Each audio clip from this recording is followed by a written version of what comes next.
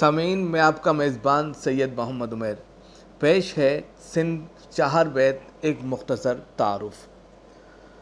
چار بیت ایک مشکل ترین صنف ہے۔ اس کی وجہ یہی ہے کہ یہ غزل ہی کو بصورت تضمین لکھی جاتی ہے۔ اگر اس کے مربوط تینوں مصروں کو الگ کر دیا جائے تو غزل ہی باقی رہے گی۔ اس میں کسی قسم کی تشنگی یا کمی کا شائبہ تک نہ ہوگا۔ صنف چہار بیت کی زبان، لفظیات اور موضوعات بالکل مختلف ہیں۔ اس میں عاشقی، حسن پرستی کی رمزیت نہیں ہوتی، بلکہ بالکل واضح اور کھلے انداز سے ہر جذبے اور موضوع کا اظہار ہوتا ہے۔ بنیادی طور پر یہ صنف ہمیں اپنے بزرگوں سے وراثت میں ملی ہے۔ جب دو قبیلوں یا ملکوں کے مابین جنگ ہوتی تو فی الوقت یا مابعد بہادروں کی جرأت، دشمنوں کی شکست اور خفگی و شرمندگی کے اظہار کو نظم کیا جاتا۔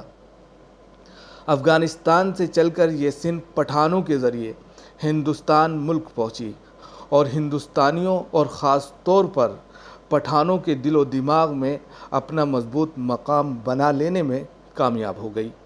چہار بیت کے ذوق و فن کو ہر خاص و عام تک پہنچانے کے لیے چہار بیت کے جد امجد عبد الکریم خان نے چند افراد پر مشتمل ایک جماعت تشکیل دی اور چہار بیت گانے کا طریقہ ایجاد کیا۔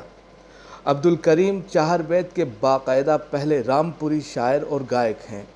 دف، ٹمبل کی تھاپ اور لے پر چہار بیت کی دھن اس قدر مسحور کن تھی کہ بہت ہی جلد لوگوں کے دل و دماغ پر چھا گئیں اور دیکھتے ہی دیکھتے بازوق حضرات ان سے جڑنے لگے۔ دن بھر کی تھکان اور کام کاج کے باوجود لوگ شام ہوتے ہی عبد الکریم خان کے ارد گرد جمع ہو جاتے اور ایک ساتھ بیٹھ کر دف، ٹمبل پر چہار بیت گاتے۔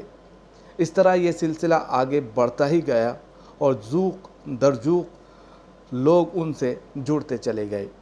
نیز شاگردوں کی ایک بڑی تعداد ہو گئی، جن میں 6 لوگ عبد الکریم خان کی زندگی میں ہی ان کے جانشین اور خلیفہ بن گئے۔ انہوں نے اس صنف اور فن کو آگے بڑھانے اور ترقی کی منزلوں سے ہمکنار کرانے میں اہم کردار ادا کیا، جبکہ اس فن کی ابتدا رامپور، اتر پردیش سے کی گئی۔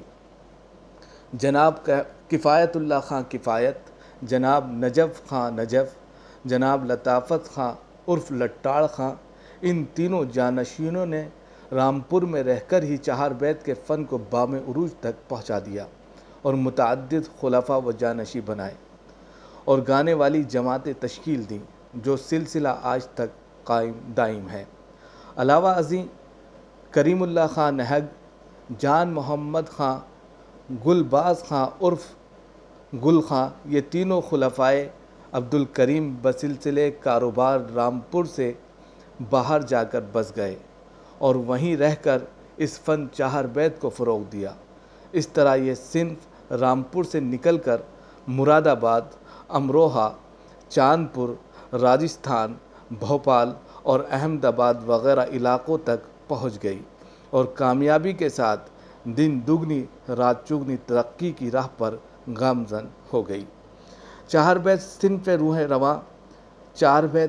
کے روح رواں عبد الکریم کے بیان کردہ خلفاء و جانشین اور پھر ان کے تیار کردہ خلفاء و جانشین محبوب علی خان، غلام نبی خان، ماضی استاد حافظ عبد الحی عرف ننو خان، صدف علی خان، گورے خان، حافظ عنایت حسین، قمر علی خان قمر استاد، حاجی قمر شاہ خان، چھوٹے رئیس خان، محمد احمد خان، یہ وہ سر فہرست اسماء ہیں جنہوں نے الگ الگ جگہوں پر چہار بیت کی شمع روشن کی اور کر رہے ہیں، نیز برابر اس صنف کو پروان چڑھا رہے ہیں اور مختلف علاقوں میں جا کر چہار بیت گا رہے ہیں اور ہر دم کوشاں رہتے ہوئے بڑے بڑے چہار بیت کے جلسوں میں حصہ لے رہے ہیں، جو ایک خوش آئند بات کہی جا سکتی ہے۔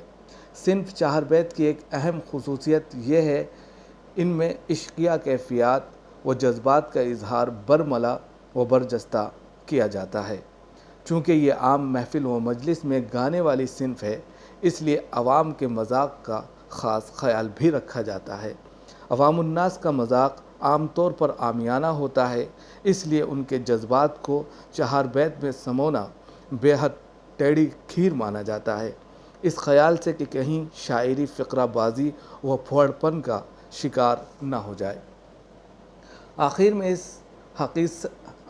اس حقیقت سے بھی انکار نہیں کیا جا سکتا کہ فی